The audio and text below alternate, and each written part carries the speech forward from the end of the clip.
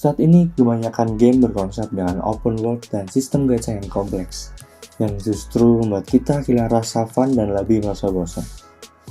Heartopia datang di tengah-tengah tersebut dengan memberikan solusi, yaitu mencoba menawarkan pengalaman bermain yang berbeda dengan vibe yang lebih santai dan fun.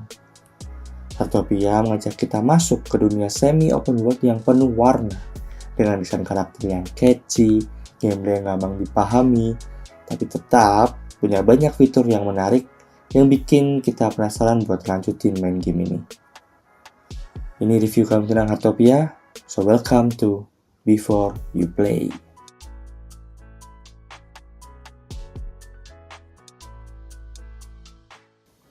So, di episode kali ini kami akan mereview sebuah game yang masih bertemakan role-playing game seperti sebelumnya, namun game kali ini sangat berbeda jauh dari latar belakangnya.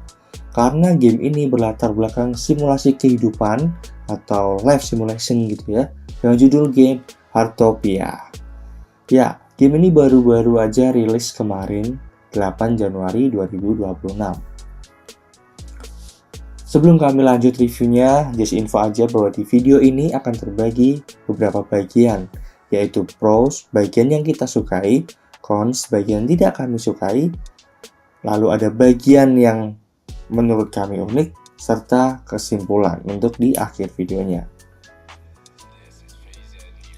Oke, kita langsung masuk ke bagian yang kami sukai dari game ini. Yang pertama, seperti biasa, kami pasti langsung melihat secara visual. Dan menurut kami, visual dari game ini entah UI, desain karakter, environment, dan pewarnaannya benar-benar cakep banget. Terkesan lebih lucu dan user-friendly. Sangat-sangat enak dipandang mata. Lalu, gimana cara audio?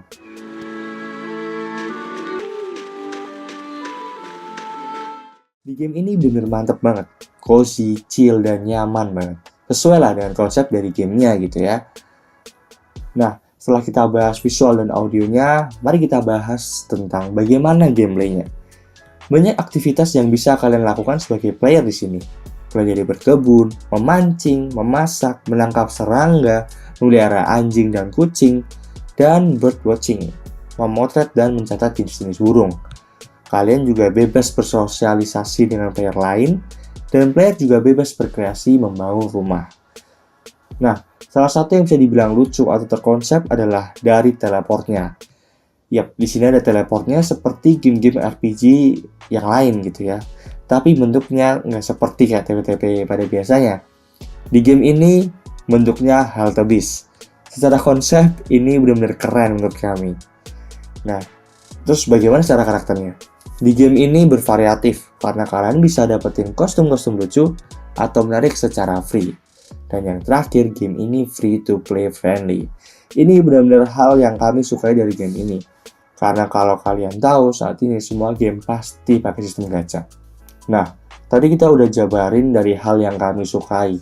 Sekarang kita beralih dari hal yang mungkin bisa membuat kami terganggu dengan gamenya, atau bahkan mungkin tidak kami sukai gitu. Yaitu, kami notice kalau ternyata ketika kita kontrol kendaraan di game ini, analognya bisa dibilang agak kaku sih ya. Lalu movement karakter cukup lambat walaupun udah naik kendaraan.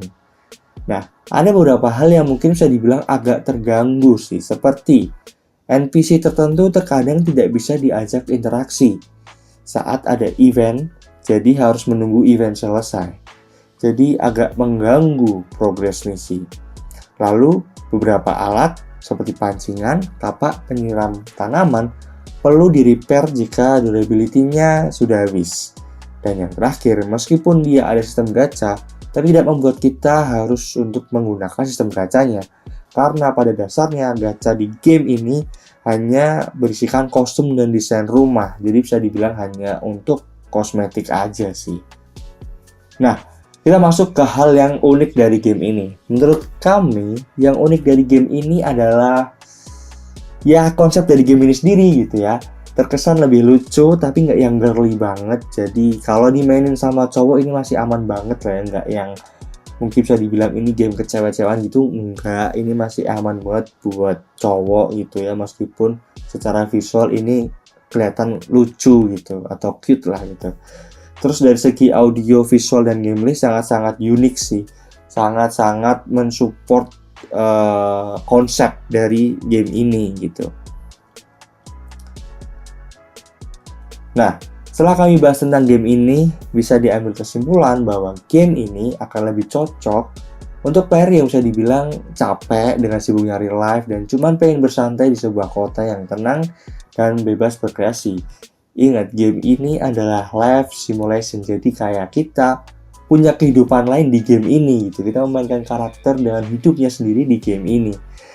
Dan game ini akan cocok buat player yang suka bersosialisasi di game, player yang mungkin suka memancing, berkebun, atau memasak di dalam game, dan player yang suka bergenre game life simulation.